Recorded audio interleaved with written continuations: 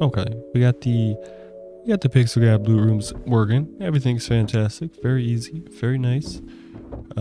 Doesn't require much build out of wall and build out at all. Just maybe like a little extra 500 wood. And again, it does work with triangle floors, square floors of any grade.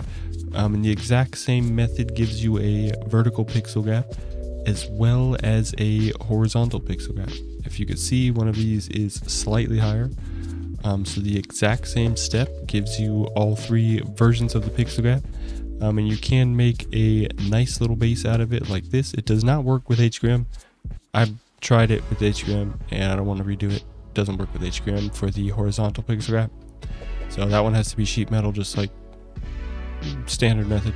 And then you have your pixel gap in your basement here, and you have your vertical one that you can block all of these accordingly, and you can just build each floor off of each other to avoid pushing that pixel gap upwards so anybody could shoot through your base. Super simple to build. You're just going to need a 1x3 with twig. You do have to confirm a couple things. You might be used to the method here. You need a 1x3 with twig. Go on the top left, bring out the triangle foundation, and you're going to find a nice crouch and find a nice height that you want to build your base at. Once you find a nice placement, make sure you're nice and parallel and you're not askew, so you're not going to smash this 1x3 that you place here.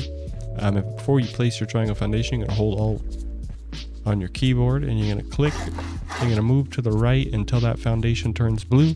Then you're going to move back to the left as far as you can.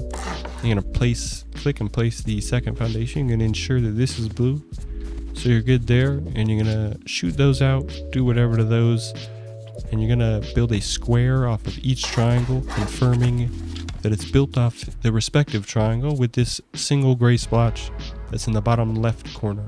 And make sure the single gray splotch in the bottom left corner, just like that. Then we want to doubly confirm that our floor pixel gap is working.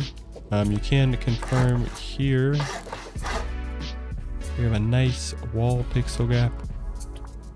And then you can confirm here with wood. We have a nice big pixel gap here. And sometimes it's small, so that's the thing. If you have a small one, you might need to redo it because it won't work with triangles. If you want to do it with squares, that's fine. You could do a real small pixel gap with squares. But with triangles, it needs to be quite a large gap. And of course, why wouldn't that? And we're just going to double check that we could access it here.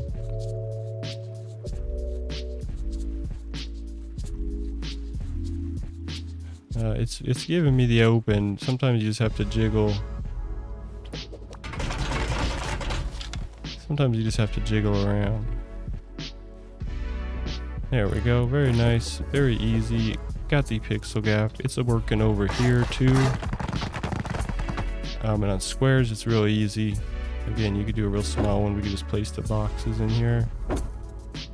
It doesn't have as big of a hitbox on the edge. It's like a mini border on the triangle floor. Super nice, super easy.